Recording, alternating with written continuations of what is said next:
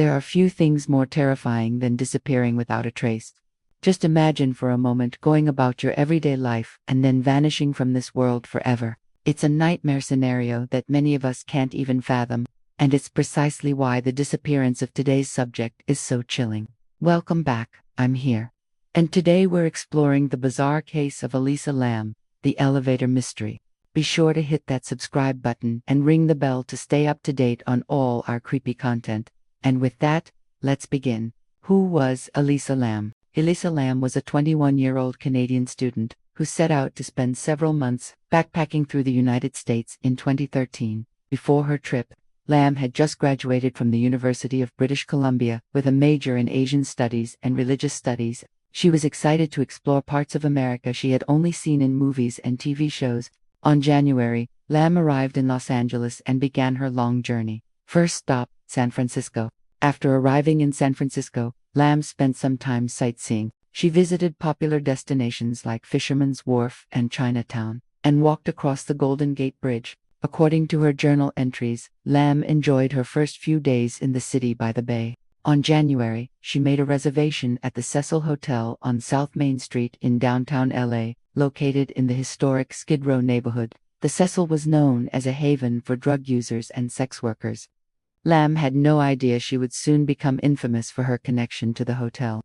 The disappearance. In the early morning hours of January, Lam left a series of cryptic text messages to her family and friends. Ozzy is gone. Read one message. I'm going to go crazy. Read another. No one knows exactly what Lam was referring to or why she sent the messages, but they would be the last coherent writings she produced during her lifetime. At 5:18 a.m., surveillance footage captured Lam walking into the Cecil Hotel lobby for the final time. After checking in, she was assigned to room 1929 on the 19th floor. Since elevators were out of service for repairs, Lam had to climb the stairs to her room. At 7:16 a.m., Lam texted her friend, "Gonna go get some coffee." Little did her friend know that Lam would never come back downstairs. For the next 2 weeks, Lam's family and friends tried reaching her but received no response. They tried calling her cell phone provider and traced her phone to the Cecil Hotel. Concerned, they contacted the police, who conducted a wellness check on January.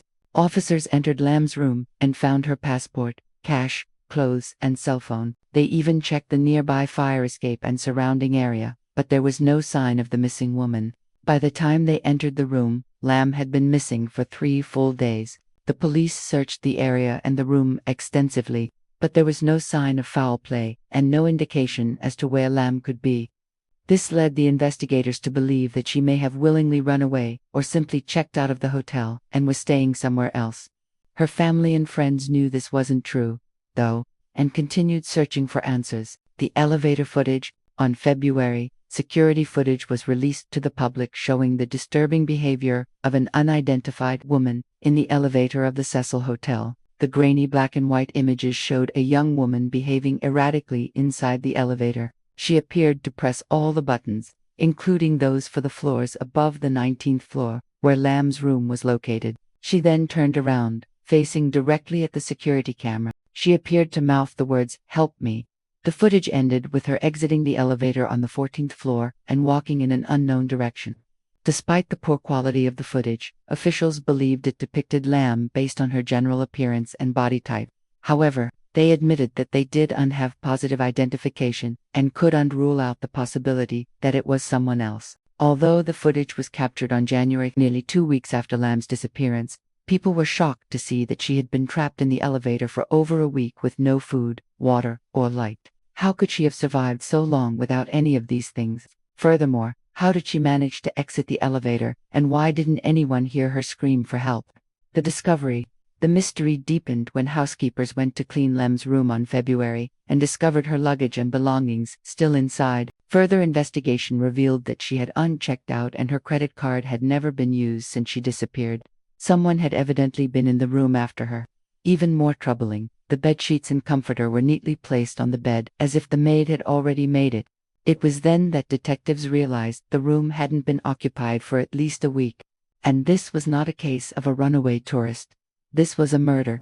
Authorities immediately returned to the Cecil Hotel to search every inch of the property once again. Meanwhile, divers were brought in to search the hotel's water tank. After several hours of searching, detectives discovered Lam's body submerged in 15 feet of water in the hotel's water tank on the roof. It was a shocking development in the mysterious case, and one that raised more questions than it answered. How did Lam end up in the water tank? Did she climb in of her own accord, or was she pushed or thrown? And why did whoever was responsible cover up the crime? To this day, the case remains unsolved. While authorities believe Lam died accidentally, her family claims foul play was involved. Theories.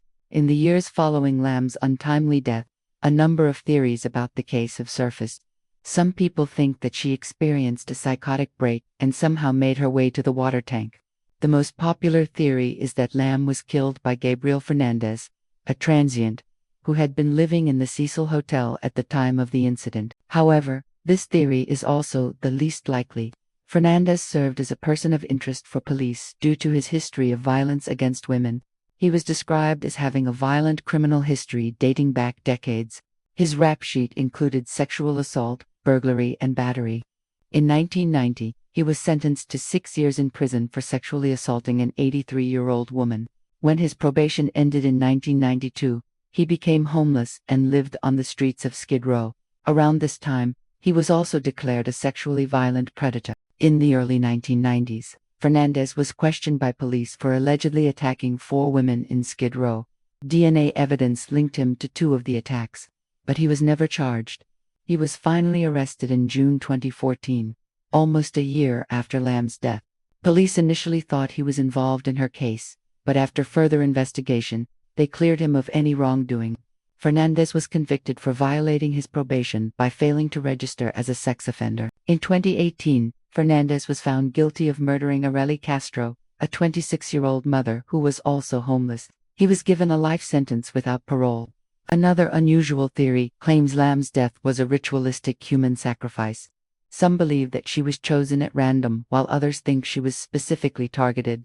Ritualistic crimes do happen in Los Angeles, and human remains have been found buried along the streets of Skid Row. However, none of these theories have been proven. The legacy of the mystery. Over the years, numerous documentaries and podcasts have covered Lam's tragic story. A Netflix series titled Crime Scene: The Texas Killing. Fields revisited the case in 2021. The series explored similarities between Lam's death and other unresolved cases involving missing and murdered women in Houston. To this day, Lam's family is seeking answers. Her death certificate still lists the manner of death as unknown. Lam's legacy has also been honored through various fundraising initiatives. In 2014, her family created the Elisa Lam Memorial Fund to provide financial assistance to families seeking to locate their missing loved ones. Now it's time to hear from you. What do you think happened to Elisa Lam? Let us know in the comments below. Thanks for watching. We'll see you next time.